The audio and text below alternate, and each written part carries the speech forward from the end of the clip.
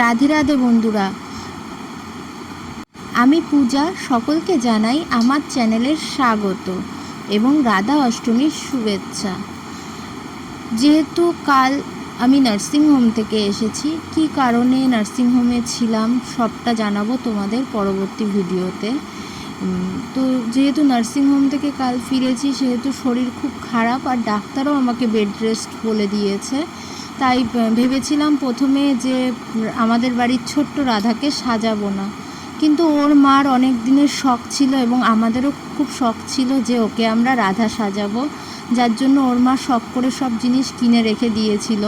প্রথমে তো মানা করে দিয়েছিলাম যে আমি সাজাতে পারবো না এই অবস্থায়, কিন্তু তারপরে দেখলাম যে না সাজালেও আমারও মনটা খারাপ লাগছে, সারাদিন তো বিছানায় শুয়েই রয়েছি। তা বললাম যে আমাকে সব কিছু একটু এনে দাও, আমি বসে বসে দেখি একটু সাজাতে পারি কি না।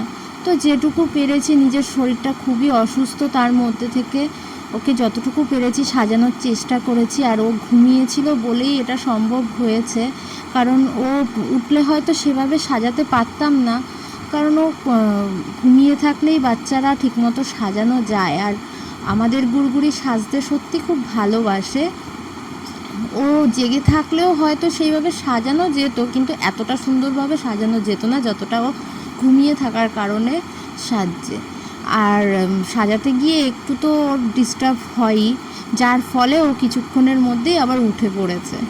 আমি তাও ওর হাতে যতটুকু সম্ভব আস্তে আস্তে ওকে চুড়িগুলো পরিয়ে দিচ্ছিলাম, সাজাচ্ছিলাম। ওদিকে আমিও বেশিক্ষণ বসে থাকতে পারছিলাম না, তাই পাশে বোন আমাকে হেল্প করে দিচ্ছিল ওকে সাজানোর জন্য। আর আমি বলে বলে দিচ্ছিলাম, বোন এটা নিয়ে আয়, ওটা নিয়ে আয়। ওকেও খুব জ্বালাতন করেছি, কারণ এখন তো আমাকে ডাক্তার পুরো একদম বেড রেস্ট বলে দিয়েছে। আমি যেহেতু নিচে হাঁটা চলা বেশি করতেই পারছি না, যেটুকু প্রয়োজন সেটুকুই করছি, সেই কারণে আমি বোনকে দিয়ে আর ছোটো মাকে দিয়ে সবটা করিয়েছি। এদিকে আমাদের গুড়গুড়ি উঠে গেছে, ঘুমও ভেঙে গেছে ওর। একটু হাত নাড়াও, হাত নাড়া, হাত নাড়া, হাত নাড়া। হ্যাঁ, হাম করব, দাঁড়া দাঁড়া, একটু হাতটা নাড়া, হাতটা নাড়া। হ্যাঁ, হাম করবে আমার। ওদিকে ও ঘুম থেকে উঠে গেছে দেখে ওকে একটু খাবারটা খাইয়ে দিচ্ছিলাম বসে বসে। একটু হাতটা নাড়াও, এরম চুরি চুরি নাড়াও।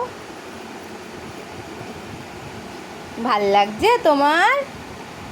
ও গুড়গুড়ি, গুড়গুড়ি, ও গুড়গুড়ি, ভালো, চুড়িটা ভালো।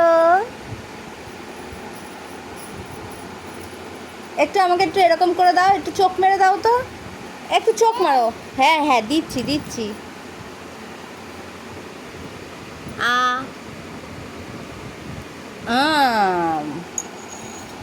আচ্ছা, একটু চোখ মেরে দাও, এদিকে তাকাও, এদিকে তাকাও, একটু তাকাও, একটু চোখ মারো। বলে বাবালে, বলেছিলাম না ও সাজতে খুব ভালোবাসে, আর চুড়িগুলো পরে সত্যি ও খুব খুশি হয়ে গেছে। ভিডিওতে দেখে আশা করি তোমরা সবাই বুঝতেই পারছো। লেহেঙ্গা পরছে। ছি ছি ছি, ইরাম, আরে সব চুড়ি খুলে গেল। ছি ছি ছি, ল্যান্ডো মধ্যে লেহেঙ্গা। ছি, ল্যান্ডো মধ্যে লেহেঙ্গা।